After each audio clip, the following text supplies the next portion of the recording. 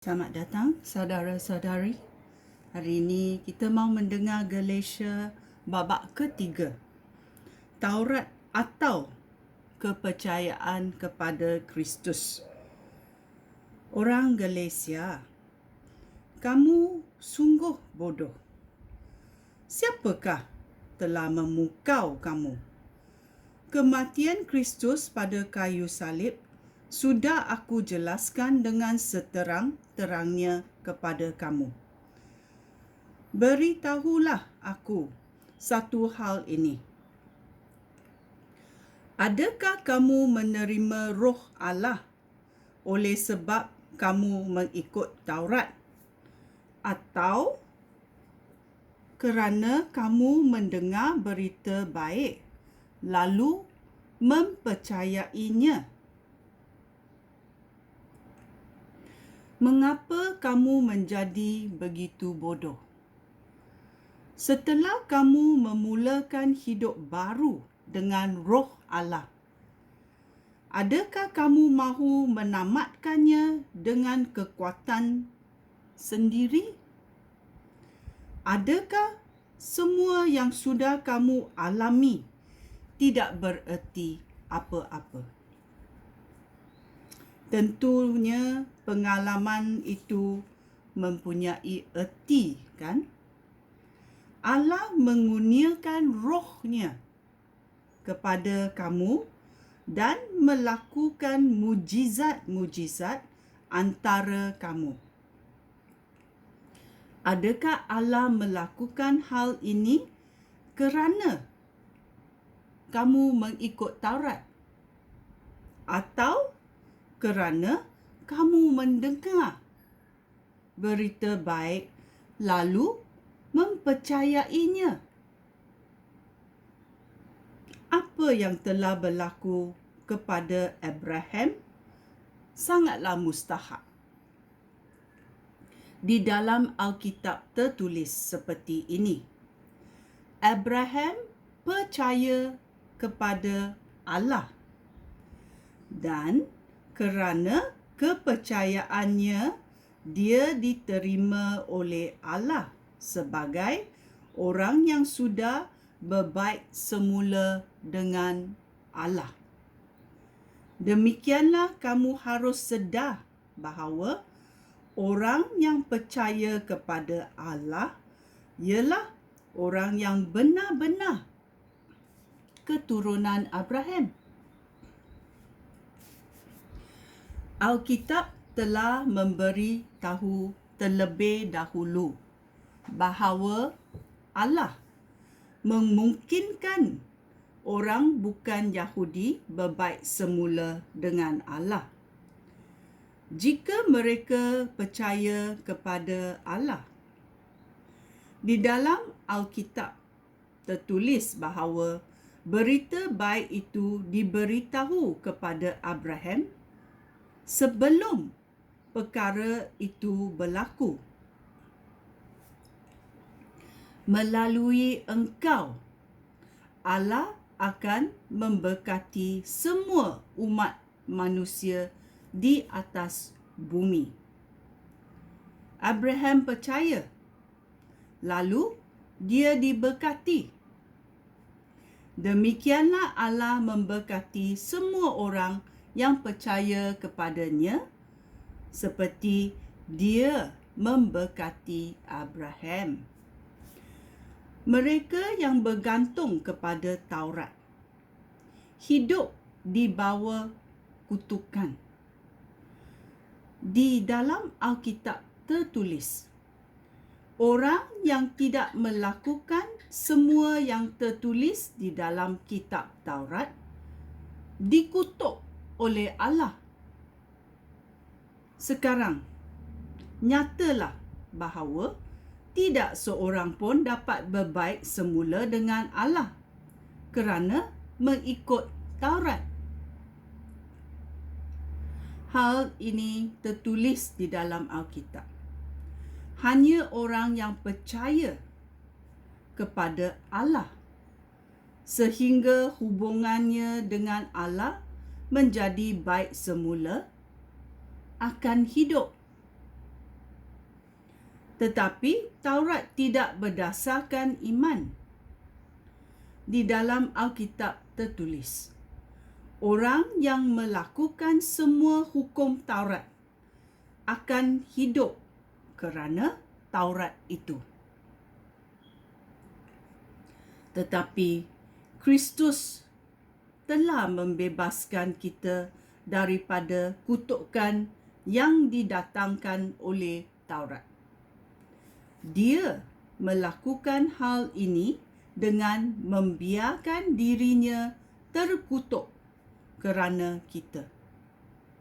Di dalam Alkitab tertulis, terkutuklah orang yang mati digantung pada pokok.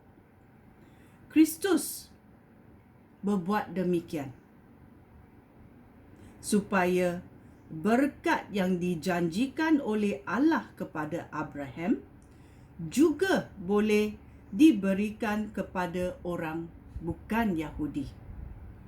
Dengan demikian, kita yang percaya kepada Allah dapat menerima roh yang dijanjikan oleh Allah.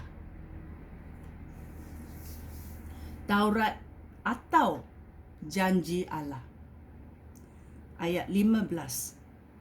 Saudara-saudara aku, biarlah aku gunakan contoh daripada pengalaman sehari-hari.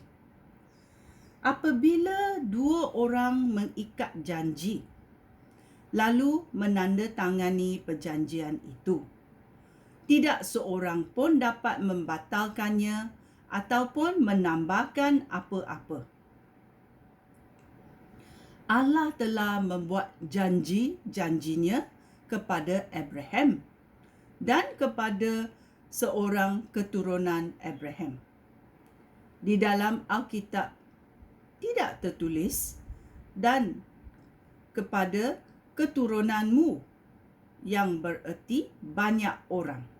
Yang tertulis adalah dan kepada seorang keturunanmu, yang bererti seorang sahaja, iaitu Kristus. Inilah yang aku maksudkan. Allah telah membuat satu perjanjian dengan Abraham dan Allah berjanji hendak memenuhinya. Taurat yang diberikan 430 tahun kemudian tidak dapat memansuhkan perjanjian itu ataupun membatalkan janji Allah. Jika pemberian Allah diberi berdasarkan Taurat, maka pemberian itu tidak diberi berdasarkan janji Allah. Tetapi kerana Allah telah berjanji kepada Abraham, maka Allah memberikan pemberian itu kepadanya. Jika demikian, apakah tujuan Taurat? Taurat diberikan untuk menunjukkan pelanggaran manusia. Taurat itu terus berlaku sehingga kedatangan seorang keturunan Abraham yang disebut dalam janji Allah kepada Abraham. Taurat disampaikan oleh malaikat-malaikat dengan pengantaraan seorang manusia. Seorang perantara diperlukan apabila ada dua pihak. Tetapi Allah tidak memerlukan perantara kerana Dia sendiri bertindak. Amen. Peranan Taurat dalam ayat 21. Apakah peranan Taurat? Kita mesti tahu. Adakah hal ini bererti bahawa Taurat berlawanan dengan janji-janji Allah? Tentu tidak. Jika manusia sudah menerima hukum agama yang dapat memberikan hidup, maka manusia dapat berbaik semula dengan Allah melalui ketaatan kepada hukum agama itu. Tetapi di dalam Alkitab tertulis bahawa semua umat manusia dikuasai oleh dosa. Oleh itu, pemberian yang dijanjikan berdasarkan kepercayaan kepada Yesus Kristus diberikan kepada mereka yang percaya. Sebelum adanya kepercayaan kepada Kristus, Taurat menawan kita seperti orang tawanan, sehingga iman itu dinyatakan. Dengan demikian, Taurat itu menjadi seperti pengawas kita sehingga Kristus datang untuk memungkinkan kita berbaik semula dengan Allah kerana kita percaya kepada Kristus. Sekarang, kerana sudah tiba masanya, manusia dapat percaya kepada Kristus. Taurat tidak perlu mengawasi kita. Kerana kamu percaya kepada Kristus Yesus, maka kamu menjadi anak-anak Allah dan bersatu dengan Kristus Yesus. Kamu semua telah dibaptis dan disatukan dengan Kristus. Oleh itu, sekarang kamu sudah menerima sifat-sifat Kristus sendiri. Amen. Dalam hal ini, tidak ada lagi perbezaan antara orang Yahudi dengan orang bukan Yahudi, antara abdi dengan orang bebas, antara lelaki dengan perempuan. Kamu semuanya menjadi satu kerana Kristus Yesus. Jika kamu milik Kristus, maka kamu keturunan Abraham dan akan menerima apa yang dijanjikan oleh Allah. Amen. Ya, sungguh baiknya Yesus Kristus dalam hidup kita bila kita percaya kepadanya. Ya. Sekian, terima kasih. Shalom.